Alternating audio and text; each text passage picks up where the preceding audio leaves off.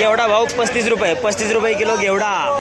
दोडका भाव 45 रुपये, 45 रुपये किलो दोडका. वांग भाव 22 रुपये, 22 रुपये किलो वांगी. मीडियम साईज टोमॅटो दिला आहे 12, 13, 15 रुपये. हायेस्ट टोमॅटो झाले 16 रुपये किलो.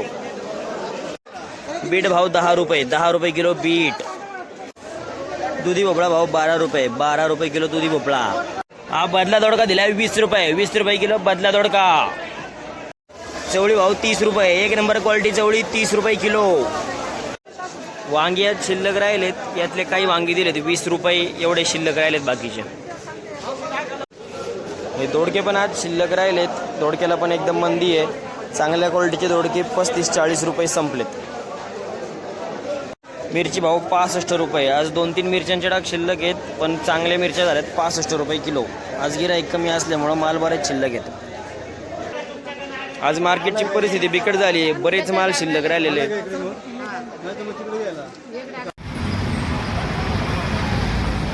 नमस्कार. नमस्कार. काय गेल्या पालेभाज्या आज? कोथिंबीर घ्यायला कोथिंबिरी 10 ते 13 रुपये झालेली आहे आणि जरा ज्या कोथिंबिरीचा वाण पिवळा आहे त्या 7 ते 10 रुपयापर्यंत घापलेल्या आहे. मेथ्या ज्या आहेत मेथ्या 10 ते लय टॉप क्वालिटी असेल तर 14 रुपये पण गेलेली आहे, पण तशी मेथ्यांची रेंज 10 ते 12 रुपये आहे.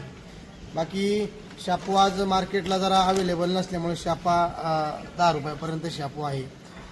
कांदापातची परिस्थिती आहे तीच आहे. कांदापात 5 ते 10 रुपयापर्यंत कांदापात आहे. त्याच्यानंतर मुळा जो आहे मुळा आज 12 रुपये गेलेला हडपसर मुळा.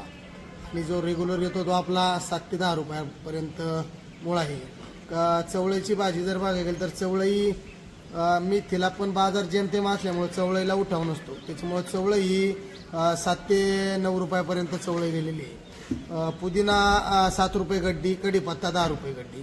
बाकी आज गुरुवार असल्यामुळं मालाला पण आवक होती आणि उठाव पण झाला. मेथीचे बाजार जरा वाढले पाहिजे, धान्याचे पण वाढले पाहिजे. त्यामुळं काय होते शेतकऱ्यांमध्ये जरा नाराजगी दिसते. 1-2 टक्क्याने उतरलं तरी बाजार वाढले पाहिजे.